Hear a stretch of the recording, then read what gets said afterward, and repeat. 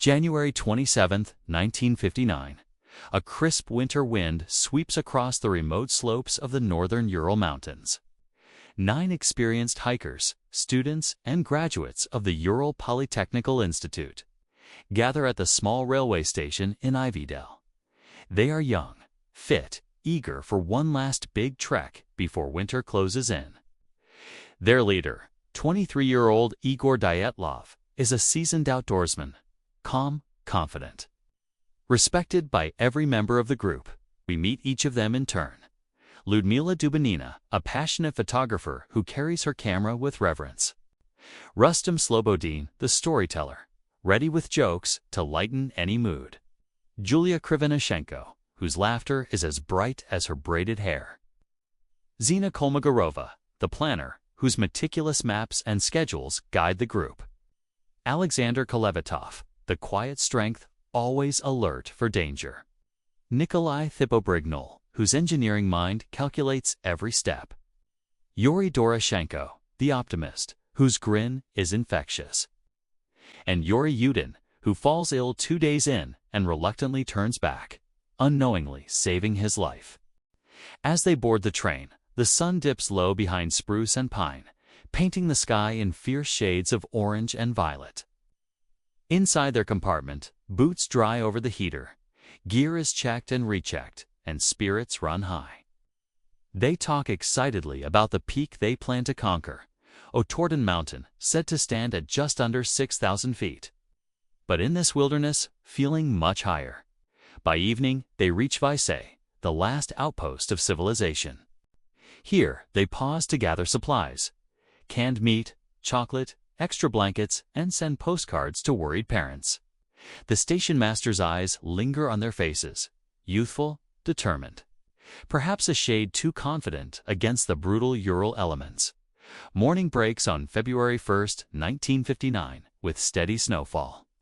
The group sets off at dawn, skis strapped to rucksacks, poles in hand. Their route takes them north, following the gentle flow of the Ospia River, then veering west toward the treeless Dead Mountain, known locally as Kolotsayakal, the Mountain of the Dead. Day by day, they make steady progress.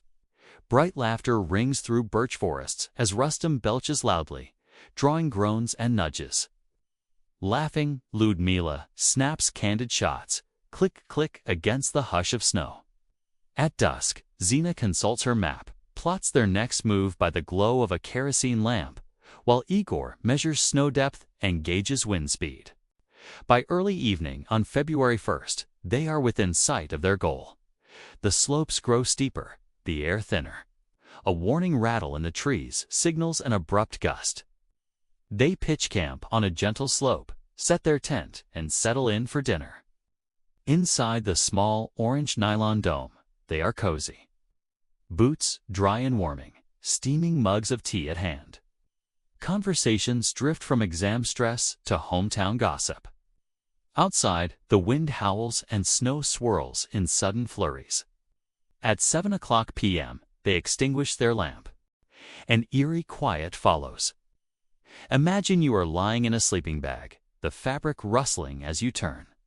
The temperature outside is -30 degrees Celsius.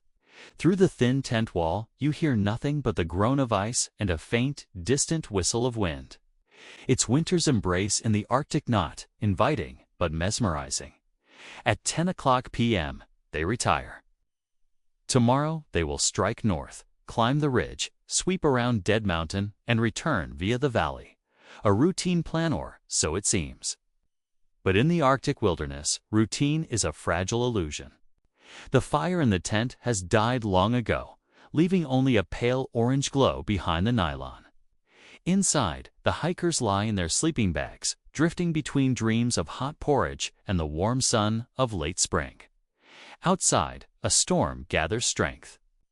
Wind whips the snow into swirling curtains, and the temperature plummets to nearly -35 degrees Celsius. At around 10:30 p.m., a faint scratching sound stirs Lyudmila. She rubs her eyes and listens. A subtle tearing, like cloth being ripped. Rustam, half awake, mumbles, "What's that?" Igor peers through the frosted opening and sees nothing but a wall of white. He whispers, likely the wind tugging on the guy lines, "Go back to sleep." But the noise grows louder, an unmistakable ripping now on the opposite wall. Zina groans, clutching her map. Alexander sits up, his composure giving way to alarm. Suddenly, the tent fabric is sliced from the inside. A cold gust slams through the opening. Panic erupts. Ludmila screams as she scrambles for her boots. In seconds, the tent is torn wide. No longer a shelter, but a gaping maw, exposing them to the frozen hell outside. Igor shouts, "Get out, now!" They tumble into the night, disoriented, faces stinging from the icy blast. Yuri pulls his hood tight. Nikolai hands Ludmila a headlamp. They step onto crusted snow, their breath visible in quick puffs. Under the storm's tumult, they choose a direction. Down the slope, away from the ridge. Their skis are buried under the collapsed tent, so they trudge on foot. Each step is agony. Snow drifts up to their waists, boots sodden and heavy. Behind them, the tent collapses entirely, vanishing under the gathering snow. In that moment, the group fragments. Some glide forward on makeshift poles. Others stumble and fall. Rustem calls out, voice cracking, "This way, keep moving." The storm's howl swallows them, each figure a ghost in the whiteout. Ahead lies a dense forest of stunted trees, their only hope for shelter. Igor scans for shapes, counting them 1, 2, 3, until the last flicker of headlamp disappears. When dawn breaks, the storm has passed, leaving an unbroken field of snow. Trees stand like silent sentinels. No tent, no supplies. 9 lives changed forever in a single frigid night.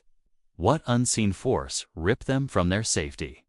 What drove them to flee into the abyss? February 26, 1959. 27 days after the hikers set out, a search party arrives at the spot where Igor's last radio message pinged. Uniformed rescuers trudge through the knee-deep snow, following battered footprints leading away from the slope. The first discovery is the collapsed tent, torn to shreds, poles splintered, gear scattered. A rescue officer kneels, examining the scene. Half-buried backpacks, empty food tins, one single glove frozen solid. He radios in, tent is gone. Tracks lead southeast into the woods. As more teams fan out, they find makeshift footprints, some wearing only socks, others barefoot. The snow is trampled furiously, then abruptly stops. No skis or poles remain. It is as if 9 souls sprinted for their lives into the forest, leaving behind everything that could slow them down. Hours later, 2 bodies are found near pine trees. Ludmila and Rustem, half-dressed, clothes shredded.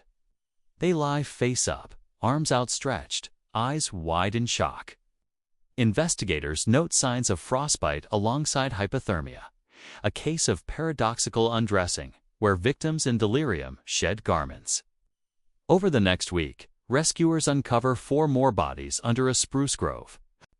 Julia, Zina, Alexander, and Nikolai lie in various poses, some curled fetal, others sprawled as if reaching for something unseen. Each is missing shoes and outer garments, even some underwear. Their hands bear deep frostbite, their faces frozen in fear. The scene is studied meticulously. Footprints circle like frantic orbits, yet no trail returns to camp. All paths lead in, and none lead back. Searchers then follow footprints of Yuri Doroshenko and Yuri Yudin leading to a nearby ravine. Yudin, having turned back early, is alive and hysterical.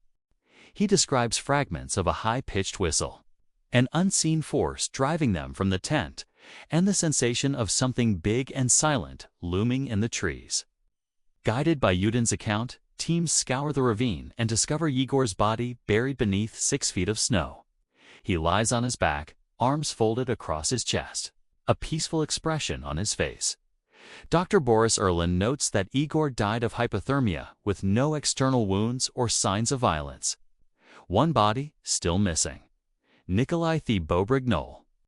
Weeks later, searchers comb downstream and find him on a small ledge under 8 feet of snow, as though he crawled there before succumbing. Each layer of snow tells a chapter. The storm, the frantic flight, the final moments under the trees. Yet none explain why.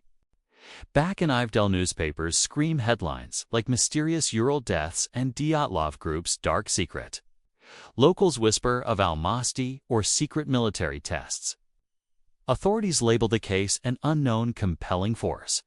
What happened to those 9 young hikers?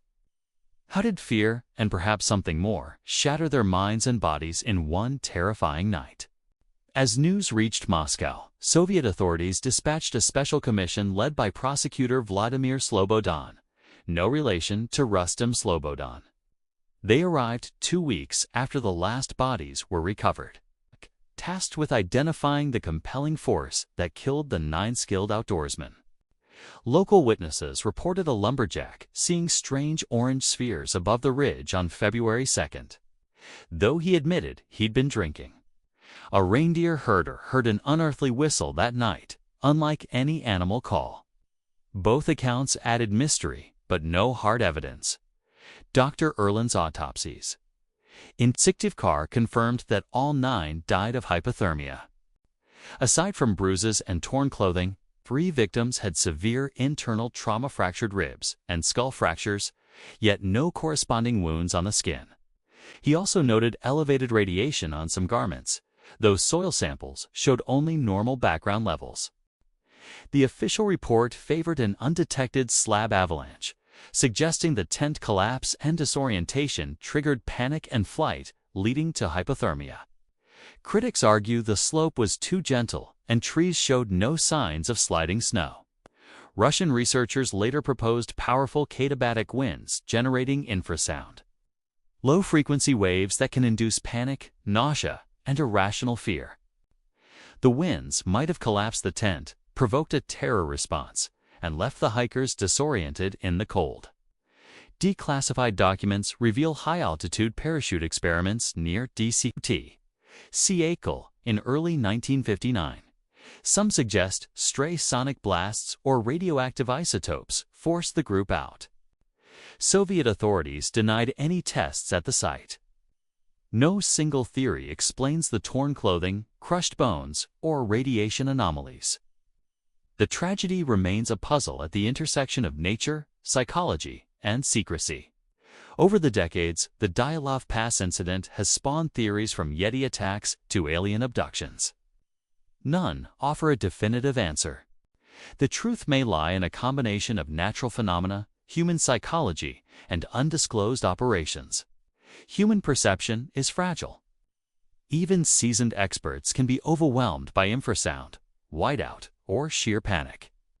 Training and gear have limits against nature's unpredictability. Build redundancy. A single tent failed them. Modern expeditions employ avalanche airbags, hardened shelters, satellite beacons, and GPS trackers. Redundant safety measures save lives. Science over sensationalism. Fractured ribs, radiation, and paranormal claims demand rigorous scrutiny. Each hypothesis, avalanche, espionage, cryptid, must align with verifiable data. Mystery captivates. Unsolved cases spark imagination.